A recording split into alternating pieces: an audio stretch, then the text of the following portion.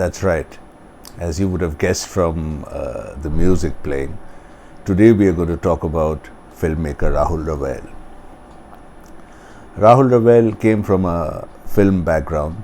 His father, Harnam Singh Rawail, better known as H.S. Rawail, was a renowned producer and director of his times, and he made quite a few memorable films like Mere Mehboob, Laila Majnu, Mehboob Ki Mehndi, Sangharsh, all well-known and successful films.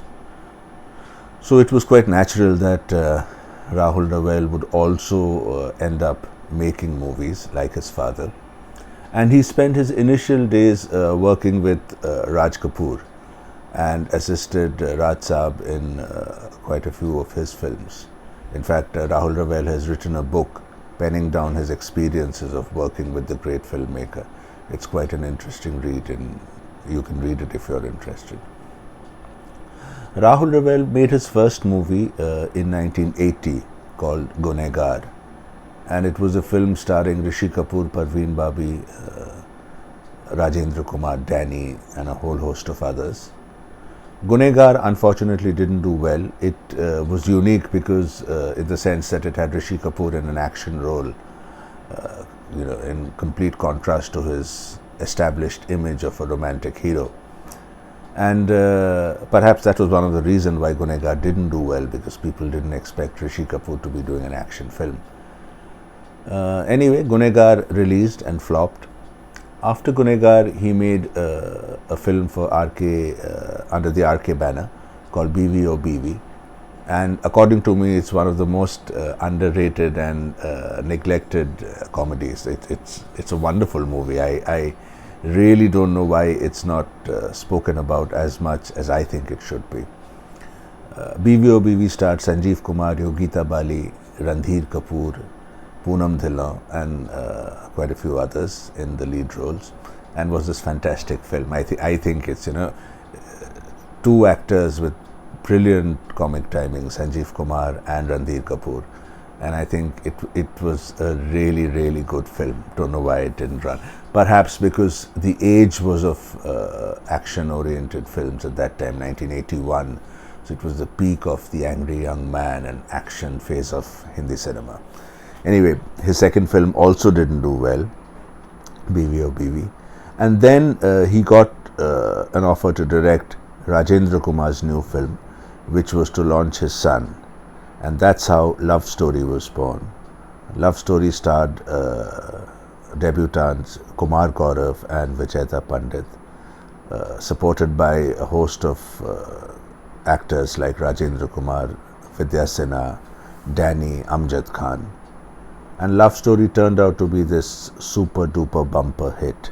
It had great music by R.D. Burman, and Amit Kumar also saw his career catapulted by the success of Love Story, and he became the singing voice of Kumar Gaurav, who after the success of Love Story became a heartthrob all over India. The funny thing about Love Story is Rahul Rawail is not credited in the movies. Post the completion of the movie, there was a misunderstanding between the producer and Rahul Rawail, which made him walk out of the movie. So Love Story is perhaps one of the very few films in the world which doesn't have the director's name in it. The credit title just shows a film made by Rajendra Kumar, and that's how it is. But of course, everyone knew that it was Rahul Rawail's movie. Around that time, Dharmendra was thinking of launching his son, and that's how Rahul Rawail and scriptwriter Javed Akhtar were brought together to make what would eventually turn out to be Betab. And Betab also turned out to be this blockbuster hit, and Sunny Deol became, a superstar. And, there was no looking back for Rahul Rawail. He was firmly established as a director in Bollywood, a director worth his salt in Bollywood. And, after the success of Betab, he was looked up to as the director to go to make successful films. Now, the thing about Rahul Rawail is he was an out-and-out commercial filmmaker. There's no bones about that. His movies have emotion and action and comedy and music and pure commercial ventures. But there was a certain amount of believability, there's a certain amount of sensibility in his movies, which I think puts him slightly apart from the directors of that time. And Rawail's journey continued after Betab. Dharmendra had asked Javed and Rahul Rawail to work on a new script for Sunny Deol, and the film that was being planned was a movie called Bete, starring Kumar Gaurav and Sunny Deol. Then the cast changed from Kumar Gaurav to Rishi Kapoor and Sunny Deol, but eventually Javed wasn't happy with the way the script was turning out, and they dropped the idea. And at that time, Javed Akhtar and Rahul Rawail were in Lonavala, taking a break, trying to write a new script. And one morning at around 4 o'clock, Javed woke up Rahul Rawail and said, "I've got the script about an educated but unemployed guy and how he is used as a pawn by people in power." And Rahul Rawail was quite excited about the script. And that's how Arjun was born. Arjun was the next movie of Rahul Rawail, again starring Sunny Deol, with whom he was slowly but steadily building up an actor-director team. And Sunny and Rahul Rawail would go on to make a few more movies worth mentioning in their collaboration. But anyway, this was Arjun, and Arjun came out in 1985, originally starring Sunny Deol and Amrita Singh, the Betab pair. But eventually Amrita Singh was dropped and Dimple Kapadia came in her place. And Arjun turned out to be this absolutely cult movie. It was Javed's way of rebooting and refreshing The Angry Young Man. We had been exposed in, we were used to seeing a certain angry young man in the 70s. But in the mid-80s, Javed Akhtar gave The Angry Young Man a new look, a new sensibility, and that was first felt in Arjun. Arjun was this absolutely brilliant movie. It's my personal favorite Rahul Rawail and Sunny Deol movie, without any doubt. And it turned out to be a bumper hit again, and all over the industry, Rahul Rawail became the talk of the town, and people wanted to make movies with him. In fact, at that point in time, it was said that Mr. Amitabh Bachchan was very keen, who was sort of cutting down on his film assignment at that time, but he is said to be very keen to make a film, by Rahul Rawail and act in it. That didn't happen because Rahul Rawail launched his next movie, his own production, called Dakat. And Dakat had the same team of Javed Akhtar and Sunny Deol. And Amitabh Bachchan incidentally gave a voiceover in Dakat, and it was, believed that Amitabh and Rahul Rawail would be working soon.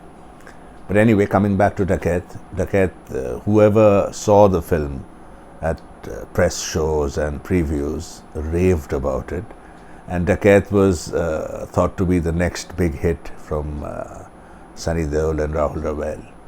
When it released, I remember it took a grand initial, and the first week was almost houseful every show. But then the inexplicable happened, and Dakat flopped. It flopped very badly, taking almost everyone by surprise because it was such a well-made movie, such a good movie. But Dakat flopped at the box office, and all the plans of forthcoming movies of Rahul Rawail were put to hold. In the meantime, just before Dakat actually, Samundar came, again starring Sunny Deol and Poonam Dhillon this time. Samundar was a breezy, entertaining, it was more a run-of-the-mill romantic, action, emotional kind of a film. Did reasonably well. It wasn't a hit, but it did reasonably well. And after that, Dakat flopped. And I think the flopping of Dakat is quite a pivotal moment in Rahul Rawail's career, because I don't think he was ever the same again after Dakat. The next film he made immediately after Dakat had a complete change of personnel. He, instead of R.D. Burman, he took Lakshmikant Pyarelal. Instead of Sunny Deol, he took Anil Kapoor, and it was like completely trying to move away from what he was firmly entrenched in till then and explore new horizons. And that started with Jeevan Ek Sangharsh. And, it was nowhere close to vintage Rahul Rawail. It was just another regular pot boiler, and people were surprised. As someone like me, I was very surprised, because till then, when the credits said directed by Rahul Rawail, I wanted to see that movie. And I expected to see a certain kind of movie. And Jeevan Ek Sangharsh was anything but that. That flopped. So Rahul Rawail's attempt at making a masala movie, making a commercial movie, flopped. He then made Mast Kalandar. Again, he replaced Javed Akhtar with Salim Khan, and took Dharmendra and Dimple Kapadia in the lead roles and made Mast Kalandar. Again, a very bad movie. And these were movies. He made Mast Kalandar, then he made Yodha with Sunny Deol and Sanjay Dutt. Then he made again a love story, Bekhudi, which introduced Kamal Sadhana and Kajol. Kajol was given to us by Rahul Rawail as well. But none of these movies really bore the stamp of the old Rahul Rawail. They looked like a midway compromise between what he wanted to make and what he thought would sell. And, be it Mast Kalandar or Yodha or Bekhudi, none of them captured the magic of old Rahul Rawail movies.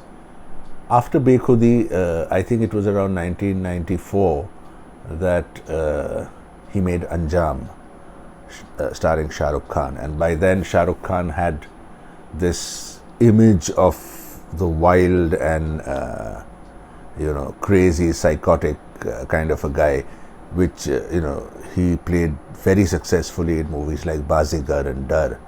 So Anjam seemed like a trilogy of sorts, completing the trilogy, After Bazigar and Dar, there was Anjam. But the problem with Anjam was it was so gruesome and it was so violent, and it almost bordered on crass. It was unbearable to watch in parts. It was that gruesome. And again, Anjam didn't do very well. And it just seemed that the slide for Rahul Rawail was continuing. He wasn't able to get back his mojo and, go back to being where he was earlier. 1997, he also launched Aishwarya Rai in Hindi movies, along with a 2 or 3 film old Bobby Deol in Aur Pyar Ho Gaya. Again, there was an attempt at a romantic comic musical, and in parts of these movies we could see the old Rahul Rawail. There were flashes of the old Rahul Rawail, but altogether a coherent feel was not there. He continued making movies despite these movies not doing well. He made Kuch Khatti Kuch Meethi with Kajol and Rishi Kapoor, and he made Jo Bole So Nihal with Sunny Deol. Jo Bole So Nihal, unfortunately, I think got banned, or sort of the movie was taken off theatres because of a lot of protests by the Sikh community and things like that.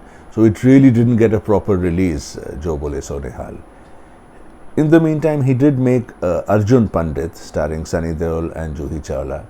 And post Dakat, I think Arjun Pandit would be the closest movie we got to the old Rahul Rawail. It was still not vintage Rawail, but I think Arjun Pandit was the closest we got to see the old Rahul Rawail, the pre-Dakat Rahul Rawail.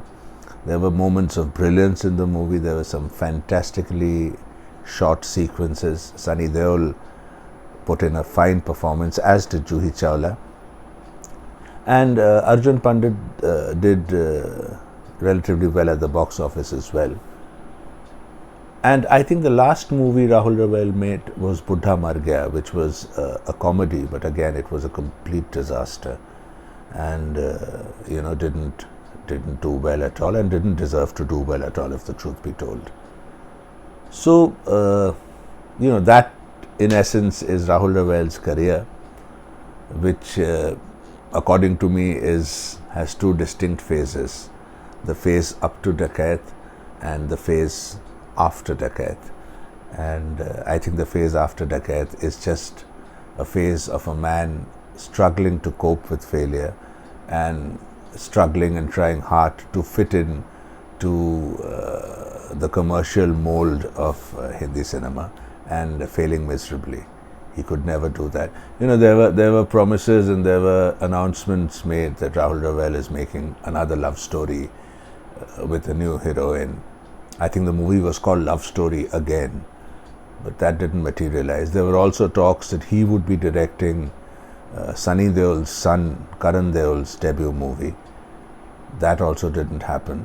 I don't know whether Rahul Rawail will ever make a movie again or not, but I think given the number of very good movies he has given us, he will always remain relevant to those of us who follow commercial cinema and commercial cinema of the 80s, and which have a certain amount of sensibility and believability about them. Rahul Rawail will definitely be remembered as one of the great filmmakers of his time for commercial Hindi cinema. So that's it for this episode. I hope you liked it. Rahul Rawail is a huge favorite director of mine, and do watch some of his movies which I have mentioned in case you haven't seen them. Unlikely, because they're such hit and popular movies. I'm sure most of you would have seen the movies, but in case some of these movies have been missed out by you, do watch them. Most of them are available on some OTT or on YouTube. Bye for now.